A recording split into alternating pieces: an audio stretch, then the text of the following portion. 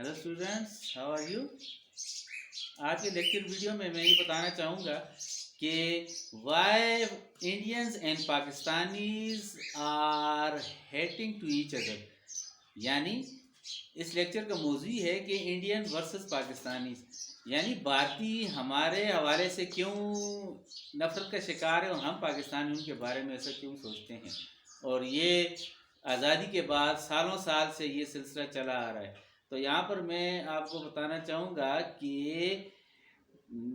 असल में नफ़रत जो है वो एक्सट्रीमिस्ट जो ग्रुप्स हैं उनका आपस में इस तरह का जो है क्लेश है। बाकी कॉमन इंडियन कॉमन पाकिस्तानी जो है वो इस बारे में इस तरह सोचता भी नहीं है और they are feeling very good friendship to each other.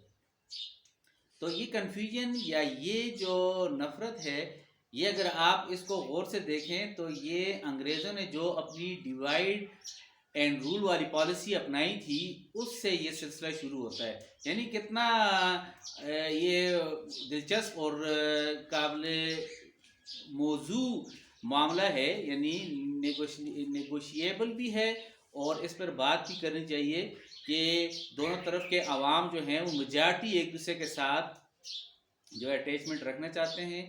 लेकिन अगर आप हिस्ट्री में देखें तो इंडियन नेशनल कांग्रेस का जो उसकी जो फाउंडेशन हुई थी तो वो आप समझ जाएं कि अंग्रेज़ों ने बुनियादी तौर पर दोनों कम्युनिटीज़ के दरमियान जो है कन्फ्यूजन और नफ़रत शुरू की, ताकि ये दोनों कम्युनिटी आपस में क्लेश करते रहें मज़हब के हवाले से और अंग्रेज़ों का जो राज है या उनकी जो एडमिनिस्ट्रेशन है उसमें ये रुकावट न डाल सकें। जैसे कि आपको मालूम है कि 1857 की जंग आज़ादी के बाद अंग्रेज़ों ने सोचा कि अब यहाँ इंडियंस को क्या किया जाए कि एक पॉलिटिकल बैनर के नीचे इन दोनों को आपस में क्लेश किया जाए, वोट के नाम पर, मज़हब के नाम पर और एक दूसरे के अगेंस्ट अपने अपने इंटरेस्ट को प्रोटेक्ट करने के हवाले से।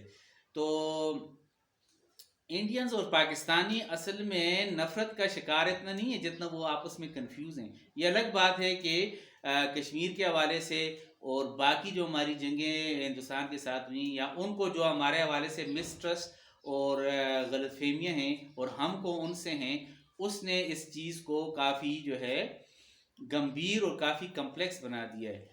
तो आप समझ जाएं कि ये जो एलीट फोर्सेस थी यानी ब्रिटिश गवर्नमेंट जो थी वो उस वक्त की एक इस्टेब्लिशमेंट थी और उसने इन दोनों कम्युनिटीज़ को आपस में कंफ्यूज कराया और वो कन्फ्यूजन आगे चलकर नफरत में बदल गई। तो आफ्टर पार्टीशन फिर दोनों हुकूमतों में इस तरह के एक्सट्रीमिस्ट और एलीट ग्रुप्स जो थे, फ्यूडल्स जो थे, उन्होंने अपने मफादात के तहत दोनों मालिक के अवाम पीपल टू पीपल कांटेक्ट और दोनों मालिक की आपस में जो फ्रेंडशिप है उसको एक नहीं होने दिया।